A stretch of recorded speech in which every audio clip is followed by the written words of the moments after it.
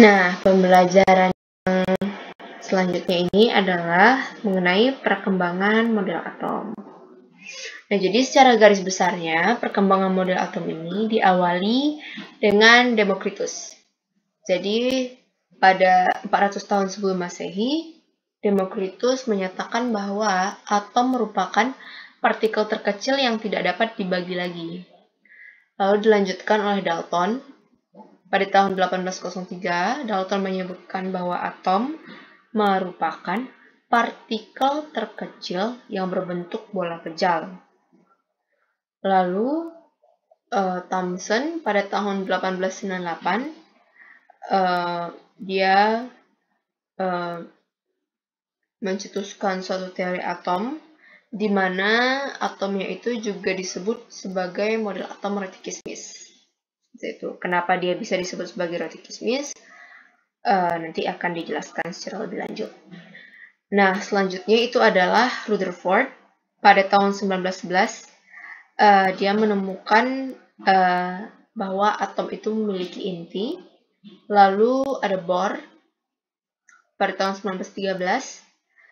Bohr ini menyatakan bahwa elektron itu dia bergerak mengelilingi inti atom. Lalu teori atom yang terakhir itu adalah mekanika kuantum. Pada tahun 1926 teori tersebut dikemukakan dan isinya itu adalah bahwa kedudukan elektron itu tidak dapat ditentukan dengan pasti. Oke, kita masuk ke sejarahnya ya. Yang pertama itu adalah Demokritus. Jadi dulu 400 tahun sebelum Masehi ada seorang ilmuwan yang bernama Demokritus. Dia Demokritus. Jadi dia ini dulu mau makan apel kan. Jadi apelnya nih dibelahnya dulu lah sama si Demokritus.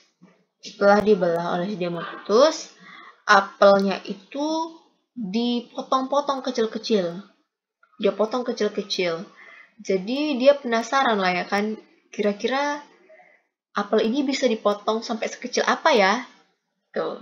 Jadi dipotong-potongnya terus sampai akhirnya apelnya hancur seperti ini. Nah, apel-apel yang sudah hancur ini dikumpulkannya lagi dan dipotongnya lagi gitu. Tapi dia mendapati bahwa bagian apel yang sudah dicincang-cincang ini apabila dipotong itu dia tidak terpotong lagi gitu atau tidak terbagi lagi. Sehingga pada saat itu dia menamakan kejadian itu sebagai atomos. Dia menemukan sesuatu yang diberi namanya atomos, di mana A itu berarti tidak dan tomos itu artinya adalah terbagi. Jadi atomos itu adalah partikel terkecil yang tidak dapat dibagi lagi. Karena tadi kan bagian apel yang sudah hancur ini waktu dipotongnya itu udah nggak bisa terpotong lagi. Berarti nggak bisa dibagi-bagi lagi seperti itu. Nah, jadi kejadian inilah yang mendasari awal pertama kalinya kenapa ada nama atom seperti itu. Jadi ini belum dalam bentuk teori, namun dia sudah menyatakan bahwa ada sesuatu yang bernama atom seperti itu. Oke, kita lanjut ke teori dan model atom Dalton. Jadi pada tahun 1803 ada seorang ilmuwan yang bernama Dalton. Jadi Dalton ini dia menyempurnakan teori atom Demokritus yang menyatakan bahwa atom itu tidak dapat dibagi lagi.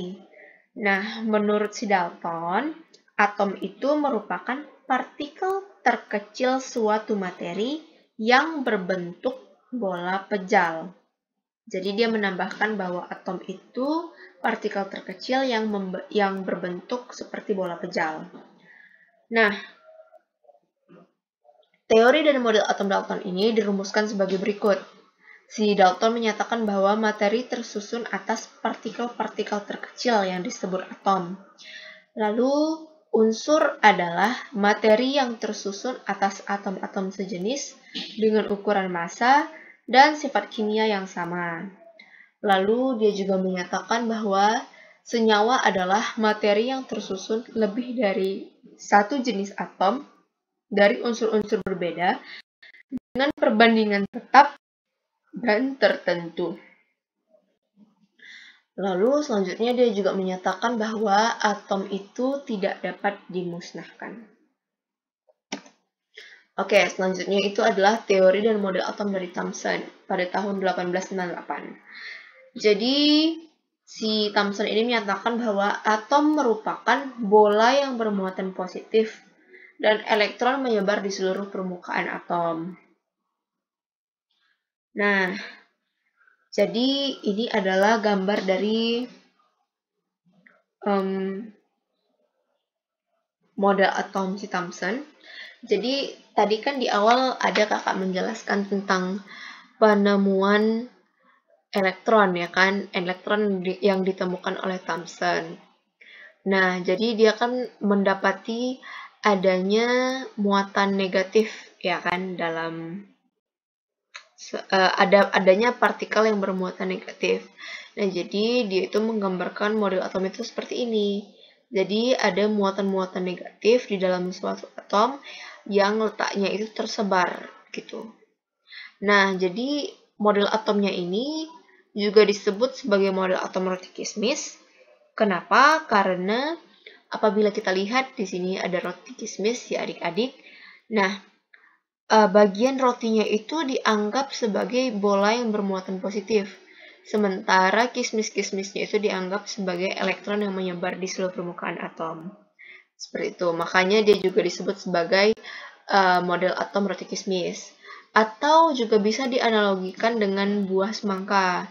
Nah, jadi si bola yang bermuatan positifnya itu adalah daging dari buah semangka, sementara menyebar yang di seluruh elektron yang tersebar di seluruh permukaan atom itu adalah biji-biji semangka ini, biji-biji yang berwarna hitam. Seperti itu. Nah, kita lanjutkan ke teori yang selanjutnya, yaitu adalah teori dan model atom Rutherford. Jadi, dulu pada tahun 1911, ada seorang ilmuwan yang bernama Rutherford. Dia kan melakukan sebuah eksperimen, ya kan? Dia menggantikan elektron itu dengan partikel alfa. Eksperimennya yang dia menggunakan lempeng tipis emas itu. Jadi kan sinar alfanya ditembakkan ke lempeng tipis emas, itu kan.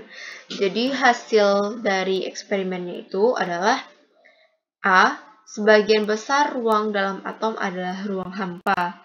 Nah, kenapa sebagian besar ruang dalam atom itu dikatakan ruang hampa? Karena pada saat dia melaksanakan eksperimen, kan si sinar alfanya kan ditembakkan tuh ke lempeng tipis emasnya. Tapi ternyata sinar alfanya itu malah diteruskan. Kalau diteruskan kan berarti lempeng tipis emasnya itu di dalamnya itu ruang kosong ya, tidak ada apa-apa di dalamnya. Karena kalau misalnya dia berisi atau dia pejal, berarti kan seharusnya sinar alfa itu tidak diteruskan, seperti itu. Nah, karena sinar alfa itu diteruskan, maka Rutherford menyimpulkan bahwa sebagian besar ruang dalam atom itu adalah ruang hampa. Seperti itu. Lalu yang B, Rutherford menyatakan bahwa terdapat suatu bagian yang sangat kecil dan yang disebut inti atom. Nah, ini kenapa si Rutherford bisa menyatakan hal seperti itu? Itu karena sinar alfanya tadi di yang bagian pada saat dia bereksperimen, sinar alfanya itu ada yang dipantulkan. Nah, sinar alfa ini dipantulkan karena adanya inti atom yang padat atau yang keras itu. Sehingga sinar yang tadinya ditembakkan ke logam ke lempeng tipis emas, dia dipantulkan lagi ke belakang seperti itu. Karena dia menabrak bagian inti atom yang padat atau keras. Oke, lalu selanjutnya itu adalah muatan inti atom sejenis dengan partikel alfa, yaitu positif. Nah, kenapa bisa muatan inti atom ini dikatakan oleh si Rutherford dia muatannya sejenis dengan partikel alfa atau positif, itu karena pada saat dia melaksanakan eksperimen, ada sinar yang dibelokkan. Nah, sinar yang dibelokkan itu menandakan bahwa muatan inti atom itu yang dilewati oleh sinar alfa memiliki muatan yang sama dengan sinar alfa tersebut, yaitu positif. Nah, jadi adik-adik, untuk model atom Rutherford ini kan digambarkan oleh Rutherford seperti ini ya. Di tengahnya itu ada inti atom, di mana intinya itu bermuatan neutron dan juga proton. Lalu di sini ada lintasan-lintasan elektron. Yang biru ini merupakan elektron. Nah, jadi kelemahan daripada model atom Rutherford ini adalah kan dia kan menyatakan bahwa si elektron ini kan bergerak mengelilingi inti atom. Ya kan, namun kenyataannya adalah pada saat elektron bergerak mengelilingi inti atom, maka akan timbul suatu gaya yang disebut sebagai gaya elektrostatik yang dibuat oleh elektron yang bermuatan negatif dan inti atom yang bermuatan positif. Nah, oleh karena itu, ada seorang ilmuwan yang bernama Maxwell. Dia menyatakan bahwa jika elektron mengelilingi inti atom, si elektron mengelilingi inti atom, maka lama-kelamaan dia akan kehilangan energi. Kenapa dia bisa kehilangan energi? Itu adalah karena akibat dari pancaran gelombang elektromagnetik dari muatan yang berputar. Nah, si elektron ini kan muatan ya kan, muatan negatif. Dia kan berputar tuh. Karena dia berputar itu, dia mengeluarkan gelombang elektromagnetik. Seperti itu. Karena dia mengeluarkan gelombang elektromagnetik, maka energinya akan berkurang. Seperti itu. Nah, karena energinya berkurang itu, lama-kelamaan dia akan berputar mendekati inti atom. Sehingga pada akhirnya dia akan jatuh kepada inti atom. Seperti itu. Oke, selanjutnya ini adalah teori dan model atom Bohr. Jadi pada tahun 1913, si Bohr ini dia menyempurnakan teori atom Rutherford dengan menggunakan teori kuantum Planck dan Einstein. Jadi si Bohr ini menyatakan bahwa gerakan elektron mengelilingi inti itu harus dengan momentum sudut tertentu. Nah, dia menyatakan bahwa elektron itu mengelilingi inti atom dengan tingkat-tingkat energi tertentu. Jadi maksudnya seperti ini. Elektron ini dia mengelilingi inti atom itu apabila dia kelilingnya itu menjauhi inti atom, artinya dia mengelilinginya pokoknya menjauhi gitu. Berarti dia itu tingkat energinya tinggi. Namun apabila dia mengelilingi inti atom dengan mendekati inti, dia berkeliling sambil mendekati inti, itu berarti tingkat energinya itu rendah. Seperti itu. Ingat, kalau misalnya dia bergerak keluar, berarti energinya tinggi, tingkat energinya tinggi, tetapi kalau dia bergerak ke dalam, berarti tingkat energinya rendah. Lalu, yang kedua itu adalah perpindahan elektron terjadi dengan cara menyerap dan membebaskan energi. Nah, berarti elektron ini dia berpindah ke luar atau ke dalam, itu dia dengan cara menyerap atau membebaskan energi. Nah, kapan dia menyerap? Dia menyerap energi itu ketika elektron ini berpindah menjauhi inti atom. Berarti ketika dia berpindah ke orbital terluar atau ke lintasan terluar. Nah, kapan dia membebaskan energi? Dia itu membebaskan energi ketika elektron ini berpindahnya mendekati inti atom atau dia berpindah ke orbital yang lebih dalam mendekati inti atom. Seperti itu. Oke, lalu kita lanjutkan ke teori yang terakhir, yaitu adalah teori dan model atom mekanika kuantum. Jadi dulu pada tahun 1924 ada seorang ilmuwan bernama Louis de Broglie. Jadi dia ini menyempurnakan teori atom Bohr. Menurutnya, gerakan elektron dalam lintasan itu merupakan sebuah gelombang. Nah, jadi teori yang dicetuskan oleh si de Broglie ini merupakan teori atom modern yang dikenal dengan teori mekanika kuantum, di mana teori tersebut merupakan dasar pertama dari model atom mekanika kuantum. Jadi dasar pertamanya adalah si teori de Broglie ini. Lalu dasar keduanya adalah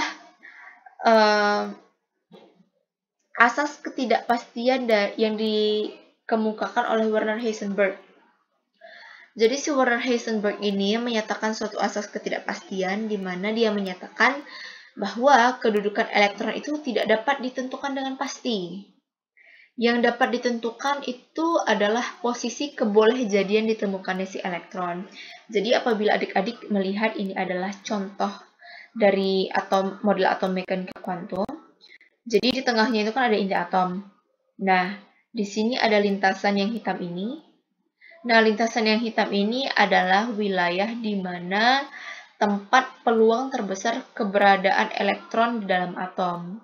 Jadi, maksud dari asas ketidakpastian dari Werner Heisenberg ini adalah kita tidak dapat memastikan bahwa elektron itu berada di tempat tertentu gitu. Misalnya ada di sini, elektron itu ada di sini atau di sini. Tidak, kita tidak bisa mengatakan yang seperti itu.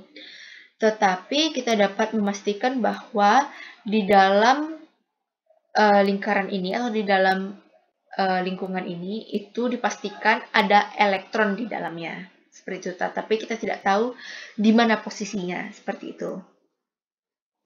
Nah, lalu ada ilmuwan yang terakhir, itu ada Erwin Schrödinger. Erwin Schrödinger ini, dia berhasil merumuskan suatu persamaan gelombang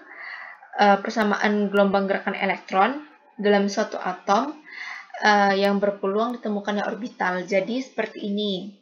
Si Erwin Schrödinger ini dia menemukan suatu persamaan gelombang di mana persamaan gelombangnya itu merupakan persamaan matematika. Dan persamaan matematikanya itu berupa fungsi suatu ruang 3 dimensi. Di mana kalau persamaan tersebut digunakan, kita dapat mengetahui di mana kira-kira posisi elektron itu berada di dalam ruangan ini. Nah, seperti itu. Jadi, sekian penjelasan dari kakak mengenai materi kita tentang pembelajaran hari ini. Kakak mohon maaf apabila ada kesalahan. Baiklah, kakak akhiri. Wassalamualaikum warahmatullahi wabarakatuh.